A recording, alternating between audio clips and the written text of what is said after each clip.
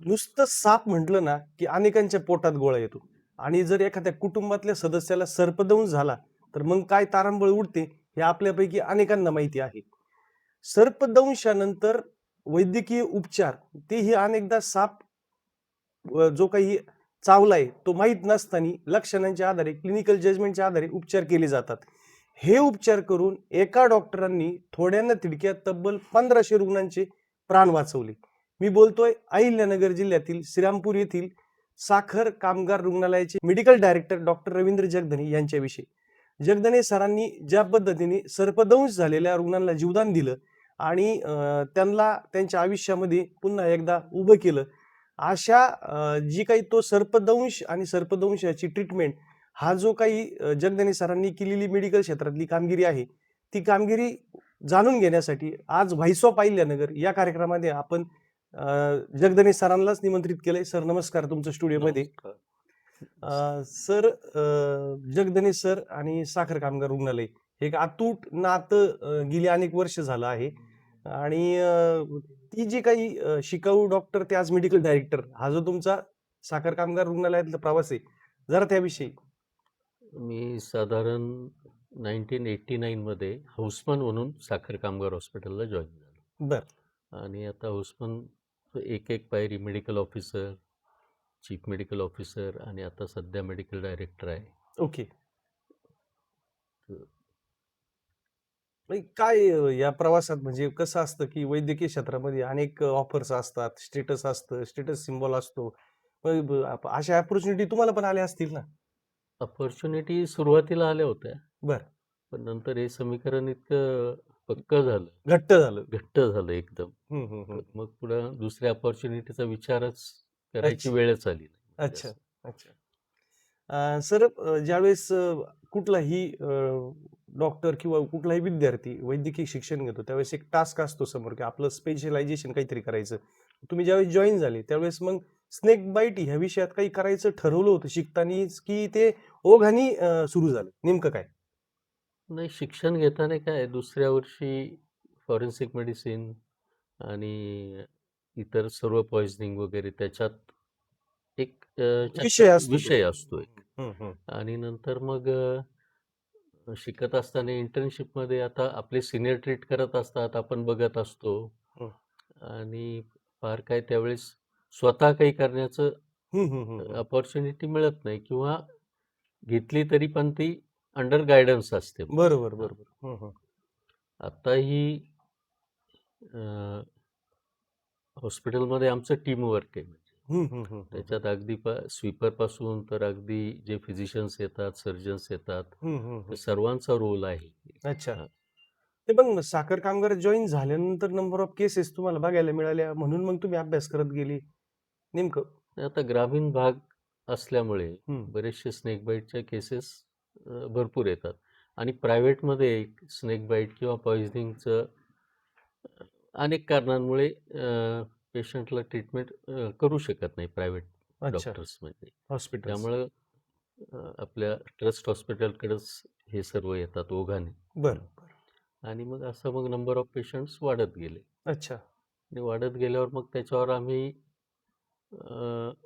Clinical जजमेंटवर याच्यावर हम्म, हम्म, काही हम्म. आमचे आराखडे तयार झाले. हम्म, हम्म, हम्म. नाही, साधारणतः मी ज्या काळासंदर्भात बोलतोय ना तो काळ तुमच्या उमेदीचा होता, 20 वर्षापूर्वीचा होता. त्या पिरियडमध्ये आता कसं समजा साप चावला तर मग त्याला मारलं जातं, त्याचा फोटो काढला फोटो जातो, काढला. मग तो फोटो डॉक्टरांना दाखवला जातो, मग तो साप पाहून तो घोणस आहे का कोबरा आहे का मनियार आहे आणि मग त्याच्या त्या लक्षणानुसार पुढची ट्रीटमेंट गाईडलाईन सोपी होती. पण मग ज्यावेळेस मोबाईलच नव्हता आणि ज्यावेळेस काही बाकीची साधनं नव्हती, मग त्यावेळेस यादा कदाचित साप चावून निघून जायचा. मग त्यावेळेस तुम्ही जो उल्लेख केला तोच की निरीक्षण आणि क्लिनिकल जजमेंट ते जरा सविस्तर. क्लिनिकल जजमेंटवरच त्यावेळेस अवलंबून राहावं आणि आजही क्लिनिकल जजमेंटवरच हे अच्छा. करावं लागतं. हम्म, हम्म. कारण प्रत्येक वेळेस साप आणलाच जाईल किंवा हा, फोटो हा. काढलाच जाईल हम्म. असं शक्य नाही म्हणजे. ओके. त्यामुळे क्लिनिकल जजमेंटवरच अवलंबून राहावं लागतं आणि काही ब्लड टेस्ट पण आहे त्याच्यासाठी. अच्छा. अर्थात आता नवीन एक टेस्ट येते म्हणजे हम्म, हम्म, हम्म. ती टेस्ट केल्यानंतर पॉइझनस आहे का नॉन पॉइझनस याचा खुलासा होईल, बर. पण ती अजून अवेटेड आहे म्हणजे असं अच्छा, म्हणजे अजून आलेली नाहीये. आलेली नाहीये. पण हम्म, बाकीच्या टेस्ट आहे म्हणजे हम्म. घोणच चावला तर त्याचं ब्लिडिंग टाईम, क्लॉटिंग टाईम बघितलं जातं. हं. पुन्हा युरिनमध्ये काही आर-बी-सीज म्हणजे अ, आपल्या लाल पेशी आहे का हं, ते हं. बघितल्या जातात अच्छा, आणि त्याच्याहून मग आपल्याला सिव्हिरिटी लक्षात येते. अच्छा. म्हणजे तुमचं म्हणणं असं आहे, की समजा साप कुठला चावला हे माहीत नाहीये हं. आणि मग त्यावेळेस जी ट्रीटमेंट करायची ती क्लिनिकल जजमेंट आणि जी काही निरीक्षण आहेत निरीक्षण रुग्णाची, त्या आधारे आपल्याला करावी लागते. त्या आधारे करायला. आणि मग जे आपल्या परिसरात आढळणारे जे काही विषारी साप आहेत, ती कोणती आहेत? तुमचा काय अभ्यास सांगतो? आपल्याला बरं का मेनली घोणसचं प्रमाण जास्त आहे. बरं, त्याच्यानंतर नाग आहे. बरं. नदीकाठ्यापैकी नागाचं प्रमाण आहे. अच्छा. पुन्हा मण्यार आहे. हं, हं, हं, हं. तो दुर्मिळ असला तरी वर्षातनं एक 5-6 केसेस तर नक्की मण्यार चावल्याचे येतात. अच्छा. आणि हे एवढे आहे म्हणजे आणि आणि एक ते कवड्या म्हणतात त्याला, तो कोणता? कवड्या हा विषारी साप नाही. अच्छा. हां. कवड्या आणि क्रेटमध्ये बरंचसं हां, साम्य आहे. हां, हां, हां. कवड्याला इंग्लिशमध्ये वुल्फ स्नेक म्हणतात. बरं. आणि याच्यात क्रेटमध्ये पण ते डिफरन्शिएट करता आलं पाहिजे. अच्छा. आता सुरुवातीला आम्हाला थोडं अवघड जायचं. हं, हं. पॉइझनस, नॉन पॉइझनस कुठला आहे ओळखणं वगैरे. हं, हं. मग आपल्याकडे स्नेक रँगलर्स म्हणजे सर्पमित्र जे आहेत हं, हं, हं. त्यांच्याशी कॉन्टॅक्ट करून हं, ते वेगवेगळे साप दाखवायचे. हं. त्याच्यातलं डिफरन्शिएट कसं करायचं, अच्छा. हं, हं. पॉइझनस आणि नॉन पॉइझनस हं, याचे हं. पॉईंट सांगायचे. त्या हं. आधारे मग हळू हं, हं, हं, हं. आता ही स्टेज आलेली आहे की माझ्याकडेच फोटो येतात. बरं. हा पॉइझनस आहे की नॉन पॉइझनस आहे बरं, सांगा बरं, म्हणून बरं, असं. बरं. हळू ते म्हणजे थोडक्यात सापाशी निगडीत जी मंडळी अभ्यासक आहेत, सर्पमित्र असतील, त्यांची मदत घेऊन तुम्ही एक हे डायग्नोस्टिक म्हणजे त्याचं निदान करण्याचं आणि उपचार करण्याचं एक मॉडेलच मॉडेल डेव्हलप केलं असं सगळ्यात हळूहळू महत्त्वाचं. डेव्हलप झालं. बरोबर. आणि आपल्याकडे साधारणतः श्रीरामपूर बऱ्यापैकी सुरुवातीपासून उत्तर नगरचं मेडिकलचं मुख्यालय आहे म्हणून ओळखलं जातं. हो आणि तिकडचा गोदाकाठचा, वैजापूरचा पण बराच पट्टा आहे. तर मग ह्या सगळ्या परिसरातून येणारे रुग्ण बेसिकली शेतीचा उल्लेख आला मगाशी. हो तर मग शेती आणि सर्पदंश याचं शेतकऱ्याचं जास्त कनेक्शन आहे, कारण तो उघड्या पायानी अनवाणी पायानी शेतात काम करत असतो. हो. आता आपल्याकडे बरं का वैजापूर असेल, कोपरगाव, राहता हं. किंवा राहुरीपासूनही पेशंट्स येतात. अच्छा. श्रीरामपूर तर आहेच आहे. हं, हं, हं. आणि बऱ्याच वेळा ज्यांना चावलेला असतो ते शेतमजूरच असतात हं, बरेचसे. हं, हं, हं. तेव्हा त्यांनी थोडी काळजी घेतली हं, हं, तर हं. ह्या गोष्टी टाळता येऊ शकतात. हं, हं, हं. पण आता तो काही म्हणजे सर्पदंश आहे, it's called accident. Accidental injury. बरोबर. ॲक्सिडेंटल. हं, हं. आता ते 2-3 ज्या सापांचा उल्लेख आला आपल्याकडच्या, तर मग साधारणतः ती चावल्यानंतर लक्षणं काय? लक्षणं बरं का त्याच्यात हे न्यूरोटॉक्सिक आणि हिमोटॉक्सिक. हं. न्यूरोटॉक्सिक म्हणजे आपली मज्जासंस्था असतो त्याच्यावर परिणाम करतात ते. बरं. आणि ते आपल्याकडे आढळणारे म्हणजे कोब्रा आणि क्रेट हं, म्हणजे मण्यार हं, हे मज्जासंस्थेवर परिणाम करतात. हं. आणि त्याच्या पुढे मग त्यांना त्रास होऊन रिस्पिरेटरी सेंटर असतं. हं, हं, हं. तर तिथे रिस्पिरेटरी अरेस्ट होतो हं. आणि प्राण व्हेंटिलेटरवर सुद्धा घ्यावा लागतो अशा हं, पेशंटला. हं, हं, हं. आणि वेळेत पोहोचले तर हे सर्व शक्य आहे.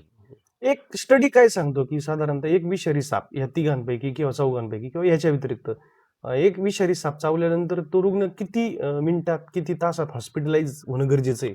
नाही मी मगाचं पूर्ण करतो. आपण घोणस हे हिमोटॉक्सिक आहे. हं. त्याच्यावर म्हणजे आपली रक्त गोठण्याची क्रिया आहे ती मंदावते. बरं. मग ब्लीडिंग टाईम, क्लॉटिंग टाईम हे हं, सगळे हं, हं. डिरेंज होतात. हं.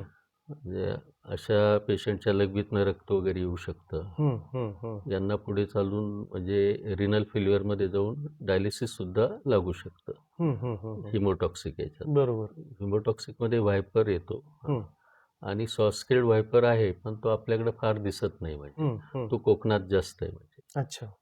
असे हे 4 बिग 4 आहे. हं, हं, कोब्रा, हं, क्रेट, हं, रसेल्स व्हायपर हं. आणि सॉफ्ट-स्किल्ड व्हायपर. अच्छा. मग तेच मी जो म्हटलं तो मध्ये तुम्हाला ब्रेक करून जो प्रश्न केला तो विषारी साप चावल्यानंतर किती मिनिटं असतात किंवा किती हॉस्पिटलाइज व्हायला किती वेळ आपण गरजेचा आहे? नाही आता इट डिपेंड्स म्हणजे हं, एक क्वांटिटी ऑफ वेनम म्हणजे विष किती हं, त्याने टाकलं. हं, हं, हं. त्याने अगोदर शिकार वगैरे केली असली तर विषाचं प्रमाण कमी असू अच्छा. शकतं. हं, हं, आणि हं. दुसरं शरीराच्या कुठल्या भागाला चावलेलं आहे. बर, त्याच्यावर तो पिरियड डिपेंड करतो. हा तो हम्म. पिरियड डिपेंड करतो. अच्छा. आणि समजा सर्पदंश झाला, सर्पदंश झाल्यानंतर माणूस घांगरून जातो हम्म. आणि बरोबरचे जे लोक आहेत त्यांना पण नेमकं समजत नाही. ठीक आहे, हॉस्पिटलमध्ये घेऊन जाणं गरजेचं आहे, पण बेसिक काय काळजी घेतली पाहिजे त्या प्रवासापर्यंत? खरं बरं का, अगदी आम्ही सांगताना डू इट राईट असं म्हणतो. बर. पहिला आर म्हणजे रिअश्युअर द पेशंट, अच्छा. त्याला आश्वस्त करा, आधार द्या. आधार द्या. हम्म, दुसरं इमोबिलायझेशन, हम्म, ज्या भागाला चावलेला आहे हम्म. त्या भागाची कमीत कमी हालचाल होईल अच्छा. याची काळजी घ्यायची. बर. मग त्याच्या साईडनी काही फडक्यानी बांधायचं, ते हलू नये म्हणून? हो, पण अगदी काय करतात लोक, फार कचकटून असं बांधतात. पक्क बांधतात. ते पक्क नाही. तेवढं पक्क नाही का हम्म, बांधायचं, फक्त आधार देण्यापुरतं. हम्म. आपण फ्रॅक्चर झाल्यावर जशी स्प्रिंट लावतो हा, हा. तेवढा आधार द्यायचा, जेणेकरून त्या भागाची कमीत कमी हालचाल होईल. ओके. आणि पहिलं फार फर्स्ट एड मध्ये न जाता go to the hospital. Okay. हॉस्पिटलमध्ये गेल्यावर तिथे डॉक्टरना सांगायचं, म्हणजे सर्व ओके. टेल द डॉक्टर काय आहे, काय झालं, साप कसा होता, कुठे चावला, साधारण वर्णनावरून अंदाज येतो आणि नंतर लक्षणं आहेतच. म्हणजे बरोबर. कुठलाही साप चावला तर किमान 24 तास तरी हॉस्पिटलमध्ये राहिलंच पाहिजे. खरं आयडियली 48 तास राहायला पाहिजे. अच्छा. 24 ते 48 तासानंतर लक्षण येण्याचे प्रमाण अगदी ऑलमोस्ट नाहीच आहे. म्हणजे असं बर. जे काही लक्षणं किंवा त्रास होऊ शकतो ह्या पहिल्या 48 आवर्समध्येच जास्त शक्यता असते. आणि तुम्ही मी जो सुरुवातीला उल्लेख केला मुलाखत सुरू करताना 1500 पेशंटचा, अनेक केस तुमच्या हातून गेल्या, अनेक रुग्णांना जीवदान मिळालं, त्यात आठवणीत राहणारे काही चॅलेंजिंग केसेस? हे तसे बरेच आहे, पण एक मला चांगला आठवतो. आषाढी एकादशीला वैजापूरचे काही लोक पंढरपूरला गेले. बर. तिथे त्यांची राहण्याची काही सोय झाली नाही, म्हणून ते रस्त्यावरच झोपले. बर. दुसऱ्या दिवशी त्यापैकी एक जणाला उलट्या सुरू झाल्या. ते जवळच डॉक्टर होते, त्यांच्याकडे गेले, काही इंजेक्शन गोळ्या दिल्या, पण ते काय कमी होत नव्हतं. बर. नंतर दुसऱ्या डॉक्टरकडे गेले, त्याने IV वगैरे लावलं, ट्रीटमेंट आपल्या परीने सर्व केली, पण त्याला ग्लानी यायला लागली. अच्छा. मग ह्या सर्व मंडळींना वाटलं की याचं काही खरं नाही, आपण आपल्या गावी गेलेलं बरं. म्हणून ते निघाले पंढरपूर मध्ये, नगरला गेले. नगरलाही त्यांनी दाखवलं, तिथे त्याच्या अनेक टेस्ट झाल्या, MRI झाला, पण त्याची तो खालावत चालली होती परिस्थिती. मग ते गावाकडे निघाले. जाताना फक्त त्यांनी आपल्या हॉस्पिटलकडे टर्न मारला की एकदा बघून घेऊ काय आहे. म्हणजे वैजापूरला जाताना आपल्याकडे आले हॉस्पिटल. नंतर रात्रीचे 10-10:30 वाजले होते. त्याला व्यवस्थित प्रॉपर हिस्ट्री घेतली. ओके. आणि तेव्हा आमची खात्री झाली की याला मण्यार चावलेला असावा. म्हणजे कारण रात्री झोपेत चावणारा जनरली मण्यार असतो. अच्छा. झोपेत किंवा घरात येऊन चावणारा जनरली मण्यार असतो. आणि त्याचा बाईट मार्क म्हणजे असं त्याला पॉइंटेड हे असतं दात, म्हणजे ते डास चावला तरी आपल्याला समजेल, पण त्याचं समजणार नाही किंवा तेवढा त्रास होत नाही त्यावेळेस, किंवा मार्क दिसत पण नाही बऱ्याच वेळा. अच्छा. मग आमची खात्री पटली की त्याला मण्यार चावलेला असावा. त्याप्रमाणे आम्ही ट्रीटमेंट दिली. त्याचा भाऊ होता बरोबर. तो म्हणे हा बरा झाला नाही तर मी पुन्हा कधीच पंढरपूरला जाणार नाही. पण विठ्ठलाच्या कृपेने तो सुखरूप बाहेर आला. ओके.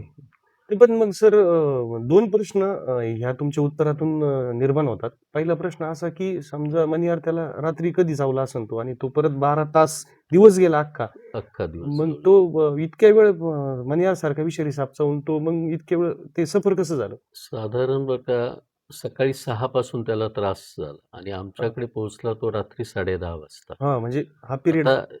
ती एकच शक्यता, पायाला सोलला वगैरे चावलेला असावं. अच्छा. त्यामुळे ते याच्यात सर्क्युलेशन मध्ये आलं नाही, जास्त लवकर आलं नाही. ओके. वेळ लागला. म्हणजे ते मी मगाशी सांगितल्याप्रमाणे कुठल्या भागाला चावला आणि किती प्रमाणात विष सोडलं याच्यावर सिव्हिरिटी अवलंबून असते. ओके. हे क्लिअर झालं. आता दुसरा विषय की मग हे समजा त्यांनी 3 डॉक्टरांना दाखवलं, तुम्ही जे सांगितलं ते, हे 3 डॉक्टरांपैकी एकाला पण तो संशय कसा आला नाही, की नाही, बुवा हे कसं आहे म्हणजे आता जनरली आता आम्ही संस्थेत काम करत असल्यामुळे हं. आम्ही जास्त बघतो असे पेशंट्स. अच्छा. Number of cases. Number of cases जास्त असतात. हं. त्यामुळं एक ते डायग्नोसिस डोक्यात असतं. हं, हं, हं, हं, किंवा हं. तुम्हाला सांगायचं सकाळी जर एखादा पेशंट इतर काही आजार नसला, हं. बेशुद्ध अवस्थेत आणला सकाळी, हं, हं, हं, हं. तर एक आपल्या डिफरन्शियल डायग्नोसिस म्हणतो आम्ही, हं. त्याच्यात स्नेक बाईट हे ठेवलं पाहिजे म्हणजे. अच्छा. ती एक शक्यता तपासली बऱ्याच वेळा पाहिजे. काही हिस्ट्री नसते. सकाळी बेशुद्ध आणलं जातं हं, पेशंटला. हं, हं. काय नाही सकाळी बेशुद्ध होते. हं, हं, हं. त्यामुळं स्नेक बाईट हे निदान आपलं एक मनात ठेवलंच पाहिजे म्हणजे. बरोबर, बरोबर.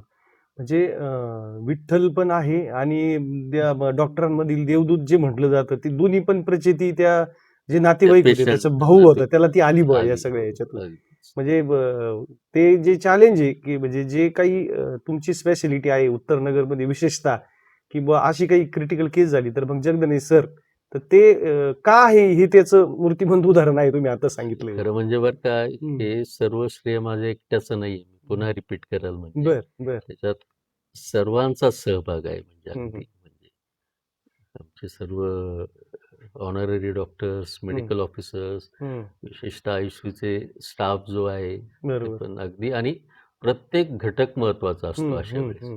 हे अगदी दहा टीमवर्क. 10 व्हायल इंजेक्शन द्यायचे म्हणजे ते पूर्ण आपल्याला तयार करणे, हं, हं. त्याच्यात डिस्टिल वॉटर टाकणे, तयार करणे, पुन्हा भरणे, पुन्हा हं, हं. म्हणजे प्रत्येक गोष्टीला महत्त्व असतं हे इमर्जन्सीच्या सगळं वेळेस. बरोबर आहे. पण ही सगळी टीम आहे, टीमवर्क आहे. हां. तुम्ही म्हणता ते पण बरोबर आहे. पण टीमला कॅप्टन म्हणून तर कोणीतरी लागतं ना. त्या भूमिकेत तुम्ही आहात ना. आता ते आपोआप श्रेय मिळतं म्हणजे त्याला काही नाही, म्हणजे काम असं. करणाऱ्याला श्रेय मिळतंच नो डाऊट. मुलाखतीचा पुढच्या टप्प्यात जाताना महत्त्वाचा प्रश्न आणि प्रेक्षकांना त्याचं उत्तर आहे ना, खूप तुमच्यासारख्या अभ्यासू माणसाकडून अपेक्षित आहे, की ते साप समजा मारला, हं. तर मग तो दुसरा साप बदला घ्यायला येतो किंवा मग ते साप गुप्तधनाचं राखण करतो. अशा त्या अनेक अंधश्रद्धा आहेत अनेक सापाविषयी. अंधश्रद्धा आहे. आता पहिलं तुम्ही सांगितलं की साप बदला घ्यायला येतो. हो, म्हणजे हो, हो, हो. आपण एखादा साप मारला तर हं, नंतर त्याच्यामागे दुसरा साप हं, निघतो. हं, समजा एखाद्या दिवसाच्या अंतराने पुन्हा त्याच ठिकाणी निघतो. हं, हं, तर त्याला शास्त्रीय कारण असं आहे की ती जर मादी असली हं. तर ती एक हार्मोन सिक्रेट करते फेरोमेन नावाचं. अच्छा. आणि त्या वासाने नर तिथे अट्रॅक्ट होऊन त्या जागी येतो. बरं, बरं.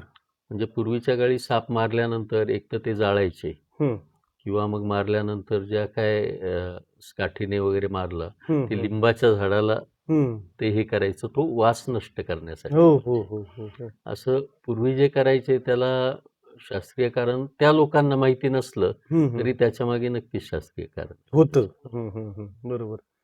मग ते हे जे तेव्हा घडतंय. त्या अट्रॅक्शनने त्या मादीकडे येतो नर हं, आणि हं. मग बदला घेतो. अशा याला अंधश्रद्धेला बळ मिळतं हं, म्हणजे हं, असं. हं. आणि ते गुप्तधनाचं. गुप्तधनाचं आता जनरली पूर्वी सोनं, नाणं किंवा दागदागिने मडक्यात ठेवायचे. हां, हां. कुठेतरी पडक्या वाड्यात वगैरे हं, असं. हं, हं. आणि नंतर ते समजा तिथेच राहिलं, हं, हं, हं. तर कालांतराने तिथे जे वातावरण आहे, ते हं, सापाला पोषक असायचं. हं, हं. सापाच्या अधिवासासाठी. हो. हं, त्यांना तिथे राहण्यासाठी पोषक वातावरण असायचं. हं. आणि मग काही बांधकाम चालू किंवा काही जुने आपण खेडेगावात बघतो पडकेवाडे वगैरे हं, हं, असतात. हं. तर ते हे करताना त्या धनाच्या अगोदर साप असतो. म्हणजे तो हं. म्हणून ही अंधश्रद्धा पुन्हा हं, हं, हं, की हं, हं. जिथे साप असतो तिथे धन असतं असं. बरोबर, बरोबर. पण जे काही वातावरण त्याला पोषक होतं त्यामुळे तो तिथे असतो. तो ओके. काही धनाचं रक्षण वगैरे करत नाही. बरं, बरं. हं. मग सापाला डोळसपणे कसं स्वीकारलं पाहिजे?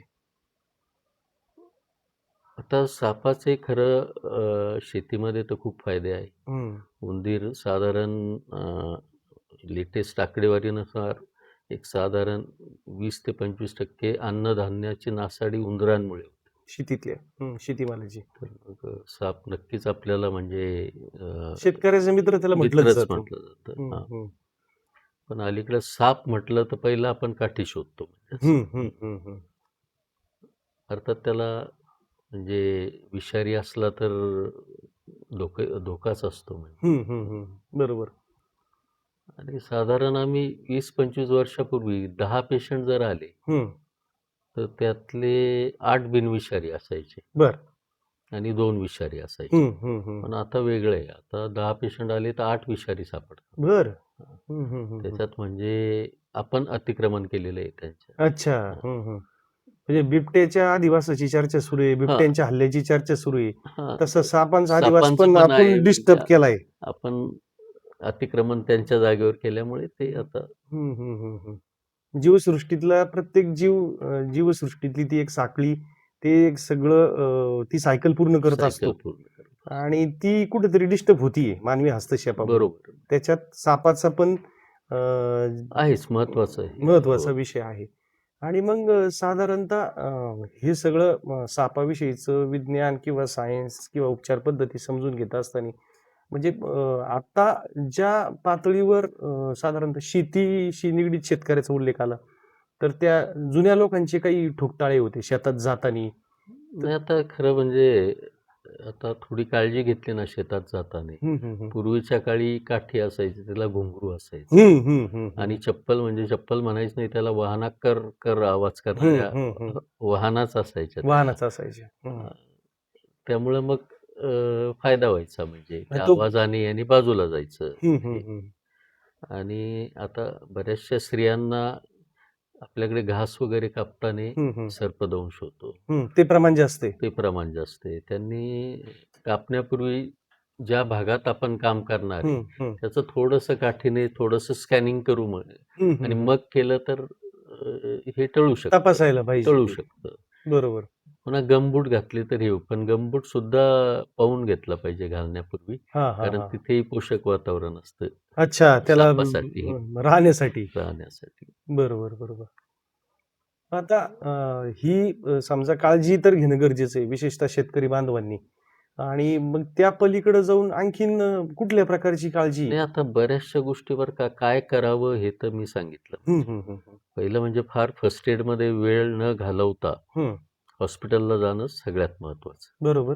दुसरं म्हणजे काय करू नये. बरेच लोक तिथे त्या जागेवर ब्लेड मारतात. अच्छा. जखम करतात.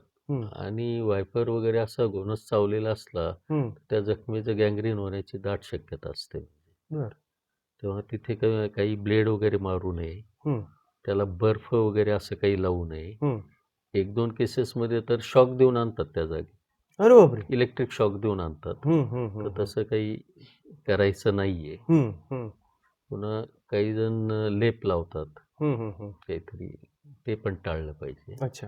त्याने पुढे इन्फेक्शन झालं तर ते घातक ठरू शकतं. पुन्हा काही सिनेमात दाखवतात तोंडाने विष काढलं वगैरे, तसं काही प्रयोग करू नये. कारण जो तो प्रयोग करतो पेशंट सोडून त्यालाच बघावं लागेल. तोच पेशंट होऊ शकतो. कारण याच्यात काही ॲब्रेजन्स असू शकतात. बरोबर.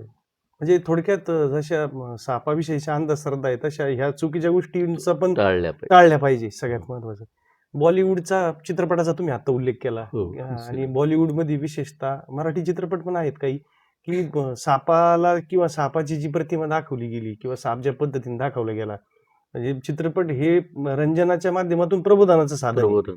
परंतु दुर्दैवाने होतंय काय की जे आधीचे चित्रपट बऱ्यापैकी जे आहेत का त्याच्यामध्ये सापाला नकारात्मक दाखवलं गेलं किंवा ह्या अंधश्रद्धा पसरवतीन अशाच गोष्टी दाखवल्या गेलेल्या आहेत.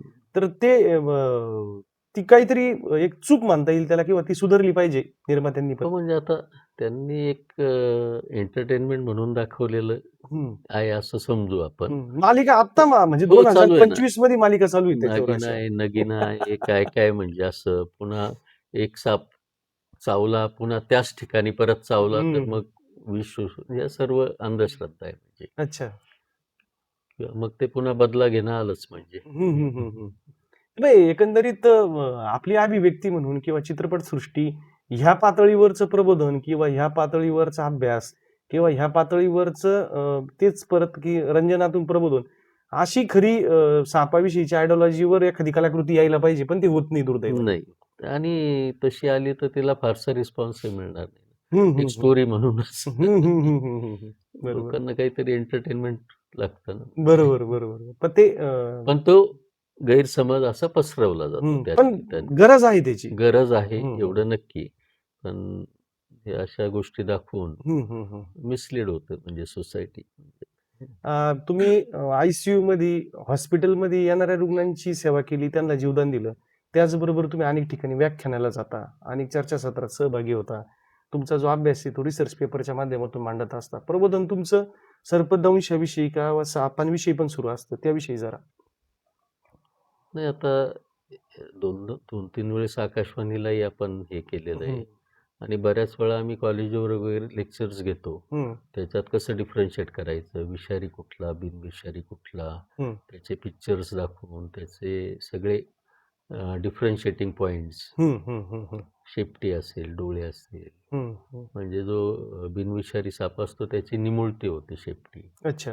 पुन्हा त्याच्यावरचे खवले असतात. तर विषारी जे असतात ते त्रिकोणी असतात आणि हे जरा गोलाकार असतो बिनविषारी.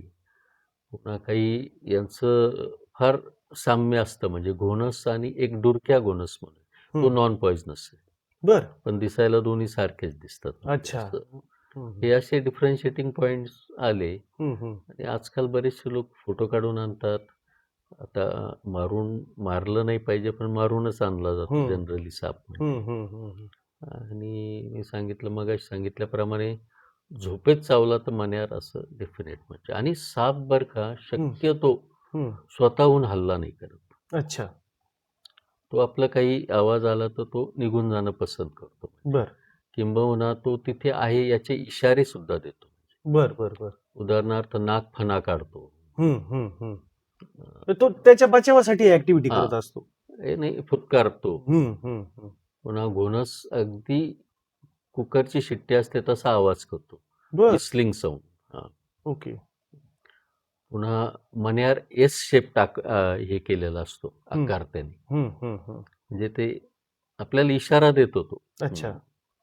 पुन्हा सॉस्केल्ड वायपर जो आहे तो अंग घासून करवतीसारखा आवाज काढतो, म्हणून त्याला सॉस्केल्ड वायपर. बर बर. असे तो इशारा देतो आणि तो शक्यतो म्हणजे निघून जाणे, पळून जाणे, तो हल्ला करण्याच्या मूडमध्ये नसतो आणि आपल्याला इशाराही देतो. त्या उपर मग हे झालं तर मग बचाव होऊ शकतो. पण मग त्या पातळीवर जसं तुम्ही ते प्रबोधन करताय किंवा तुम्ही ती मोहीम हाती घेतली, तसं प्रत्येक शाळा कॉलेजेसमध्ये याच्याविषयी अवेअरनेस व्हायला पाहिजे. आणि तसं आपल्याकडे नदीकाठचं बऱ्यापैकी कोबरा दिसतो आपल्याकडे. अच्छा. प्रमाण जास्त आहे. आणि सगळ्यात मॅक्झिमम घोणसचं हे असतं. म्हणजे आपण पूर्ण महाराष्ट्राचा जरी विचार केला, घोणस चावण्याचं प्रमाण सर्वात जास्त आहे. अच्छा. म्हणजे एक साधारण 10 घोणस आले तर एखादा नाग किंवा एखादा मण्यार असं ते नंबर ऑफ असं. आता सर्पमित्र बऱ्याच ठिकाणी झालेत. गाव पातळीवर उपलब्ध होत आहेत आता. पहिली ती शहरापुरतीच सर्पमित्र असायचे. बऱ्यापैकी ट्रेनिंग घेतलेली, वन विभागाचा अभ्यास करून, वन विभागाच्या सगळ्या परवानग्या घेऊन पण सर्पमित्र काम करतायत. सर्पमित्रांची बरीचशी चळवळ तुम्हाला कनेक्ट आहे. तर मग कसं काम करता तुम्ही त्यांच्या मदतीने? नाही, सुरुवातीला आम्हालाही आता जसं पुस्तकात थोडे फार पॉइंट्स असतात, पण जेव्हा प्रॅक्टिकली आपण येतो तेव्हा मग त्यांच्याबरोबर कॉन्टॅक्ट करून त्यांनी वेगवेगळे साप दाखवून सर्व आम्ही बरोबर काम केलं. आणि बरेचसे व्याख्यान आम्ही कंबाईंड घेतो. अच्छा. सर्पमित्र आणि तुम्ही सर्पमित्र आणि असं कंबाईंड मध्ये, म्हणजे ते जास्त मेडिकल पार्ट आम्ही सांगतो. आणि फॉर्च्युनेटली अँटीस्नेक वेनम किंवा प्रतिसर्प जी लस आहे ती सर्व ह्या आहे 4 ज्या विषारी जाती आहे आपल्याकडे आढळतात त्याच्यासाठी एकच वॅक्सिन आहे. अच्छा. तो एक जमेची बाजू आहे. बरोबर बरोबर. नाही तर पुन्हा डिफरन्शिएट करून वॅक्सिन वेगवेगळे असते तरी प्रॉब्लेम आला असता. बरोबर बरोबर. मगाशी उल्लेख आला 1500 रुग्णांचा. किती लोक परत भेटतात म्हणजे कार्यक्रमाच्या निमित्ताने किंवा आठवण ठेवून? बरेच लोक, म्हणजे बऱ्याच वेळा आपल्याला आठवतही नाही. हं, हं, हं. कारण जेव्हा रुग्ण असतो तेव्हा तो झोपलेला, त्याचा हे वेगळा, नंतर तो जेव्हा कार्यक्रमात भेटतो, मग तो नॉर्मल. आठवण करून देतो, की असं-असं आहे म्हणजे असं. हं, हं, हं, हं. एका पेशंटला तर 2दा चावला होता. बरं. कोबराच चावला होता. बरं, बरं. पूर्वी आम्ही टेस्ट डोस द्यायचो, पण आता नवीन प्रोटोकॉलप्रमाणे टेस्ट डोस देता देऊ येत नये नाही. असं आहे. डायरेक्ट व्हॅक्सिन द्यायचं. व्हॅक्सिनचे जे काही दुष्परिणाम असतील हं, हं, हं. किंवा व्हॅक्सिनमुळे बऱ्याच वेळा ॲनाफ्लेक्सिस म्हणतो आम्ही, त्याची रिॲक्शन येऊ हं, शकते. हं, हं. तर मग ते रिॲक्शन ट्रीट करून ते द्यायलाच लागतं. ओके. हं. म्हणजे मग ते डिसेन्सिटाईज करत, हं, हं, म्हणजे हं. थोडं अँटी स्नेक वेनम द्यायचं, थोडं ते त्याच्यामुळे होणाऱ्या त्रासावर ट्रीटमेंट द्यायची, असं हळू करून तो डोस पूर्ण करावाच लागतो म्हणजे. बरोबर, बरोबर. म्हणजे तुम्ही ज्या पातळीवर हा सगळा प्रवास आणि ही सगळी जर्नी उलगडली, ती लक्षात घेता सगळ्यात महत्त्वाचं, की पहिलं हे स्वीकारलं पाहिजे, की साप आपल्या जीवसृष्टीचा एक तो त्याला पण जगायचा महत्वाचं. अधिकार आहे आणि माणूस म्हणून आपण ज्या पद्धतीने त्याच्याशी वागतो, हं. त्या वागण्याचे दुष्परिणाम जसं तुम्ही महत्त्वाची गोष्ट सांगितली, की पहिले 10 पैकी 8 बिनविषारी येत होते. आता 10 पैकी 8 केसेस विषारी येऊ राहिल्या. विषारी. म्हणजे आपण त्यांच्यावर आक्रमण करतोय. मला जसं म्हणजे जी चर्चा बिबट्याच्या बाबतीत होती, तीच सापांच्या तीच बाबतीत लागू सापांच्या होती, की बुवा बाबतीत. हो. तुम्हाला बिबट्याला घेऊन जगावं लागणार आहे आता. हं. बिबट्याला तुम्ही डायरेक्ट डॉमिनेट डायरेक्ट करून, डिलीट करून तुम्ही आयुष्य जगू शकत नाही. तसंच सापांना पण लागू होतं तसं. आणि ज्या पद्धतीने जे मेडिकल रुग्ण असतील किंवा मेडिकलचे विद्यार्थी असतील, त्यांच्यासाठी तुमचं मार्गदर्शन प्रचंड महत्त्वपूर्ण ठरणार आहे. आता तुम्ही ज्या सगळ्या गोष्टी सांगितल्या, की हा सगळा 20-25 वर्षाची तुम्ही ज्या पद्धतीने क्लिनिकल जजमेंट आणि सगळ्यात महत्त्वाचं, की साप पाहिलेला नसताना, माहीत नसताना किंवा त्याच्या लक्षणावरून तो जो उपचार करायची जी पद्धती किंवा ते जे काही ज्ञान मिळवले, तर ते खरंच म्हणजे हा सगळा प्रवास कौतुकास्पद आहे. तर मागच्या काही मिनिटांमध्ये ज्या पद्धतीने आपण जगदाळे सरांना समजून घेतलं, खरोखर वैद्यकीय क्षेत्रामध्ये ट्रस्टचं हॉस्पिटल जिथं येतं, मंगेशकर रुग्णालयाच्या विषयी मध्यंतरी ज्या गोष्टी घडल्या, तो अपवाद सोडून द्या. आणि आता ज्या पद्धतीने साखर कामगार रुग्णालय काम करतंय किंवा ट्रस्टचे अनेक हॉस्पिटल काम करतात, महाराष्ट्रात करतात, देशभर करतात. आणि तिथं जे येणारे नंबर ऑफ पेशंट्स असतील, नंबर ऑफ केसेस असतील आणि त्या डॉक्टरांना एक तिथला एक थिंक टँक म्हणून काम करण्याची जी संधी मिळते, त्याचं सोनं कसं करावं आणि समाजाच्या हिताची रुग्णसेवा कशी करावी, याचं मूर्तिमंत उदाहरण म्हणजे डॉक्टर रवींद्र जगदणे. ज्या पद्धतीने त्यांनी जो प्रवास उलगडून सांगताना सांगितलं, की 1500 रुग्णांचे प्राण सरांनी वाचविले आणि हे सगळं करत असताना एक निस्पृह भावना, एक आपण समाजाप्रती देणं लागतो, या पद्धतीने सर काम करतायत. सर, आपण स्टुडिओत आलात आणि प्रेक्षकांना अत्यंत दुर्मिळ विषयी, अत्यंत डोळस आणि साप साक्षरता म्हणता येईल त्याला, हा सगळा प्रवास आम्हाला उलगडून सांगितला. त्याबद्दल आपले मनःपूर्वक आभार.